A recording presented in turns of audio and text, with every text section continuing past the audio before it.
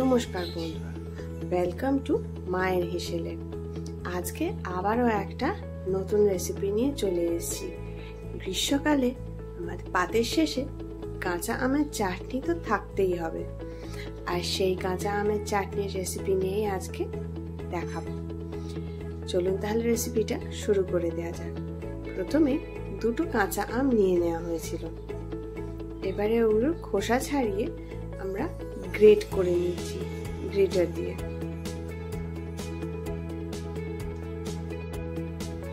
একটু বড় বড় করে গ্রেট করে নিতে হবে।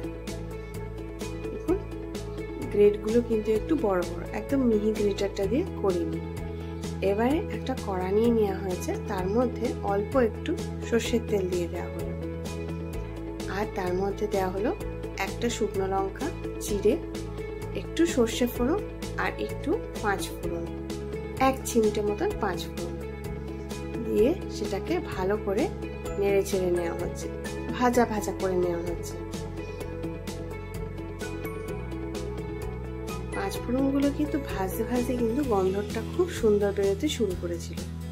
তার মধ্যেই এবারে গ্রেট করে রাখা যে আম সেটা দিয়ে দেওয়া হলো, দিয়ে ভালো করে এটাকে নেড়ে চেড়ে নেওয়া হচ্ছে।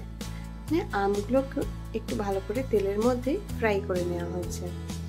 এগুলো তো খুব একটা ডিপ ফ্রাই হবে না, হালকা করে। অল্প একটু হলুদ দেওয়া হলো আর অল্প করে একটু নুন দেওয়া হলো। নুনটা ওই এক চিমটের মতন, যাতে ওই মিষ্টির স্বাদটা ব্যালেন্স হয়ে যায়। আর দেওয়া হলো 1 কাপ মতন জল। ভালো করে এবারে এটাকে সেদ্ধ করতে দিয়ে দেওয়া হচ্ছে ঢাকা চাপা দিয়ে। খানিকক্ষণ পরে দেখা গেছে যে আমটা কিন্তু বেশ সেদ্ধ হয়ে এসছে। এর মধ্যে এবারে কিশমিশ 10 থেকে 12টা দিয়ে দেওয়া হলো, আর দিয়ে দেওয়া হচ্ছে চিনি, 3 টেবিল স্পুন মতো চিনি দিয়ে দেওয়া হলো। যেহেতু আমটা ভীষণই টক ছিল, তাই জন্য কিন্তু একটু চিনিটা বেশি লেগেছে।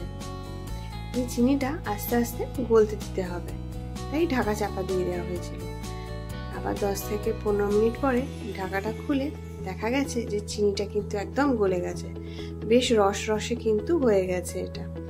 গ্যাসটা নিভিয়ে দিয়ে এর মধ্যে 1 টিস্পুন আদার যে পেস্ট হয় সেটা দিয়ে দেওয়া হয়েছিল। আপনারা যদি আদা না থাকে তাহলে সেটা স্কিপ করতে পারেন। ব্যাস, পাতের শেষে যা দেখবেন মুখ একদম ছেড়ে যাবে। রেসিপিটা ভালো লাগলে একটা লাইক, শেয়ার আর সাবস্ক্রাইব করে দেবেন। নমস্কার।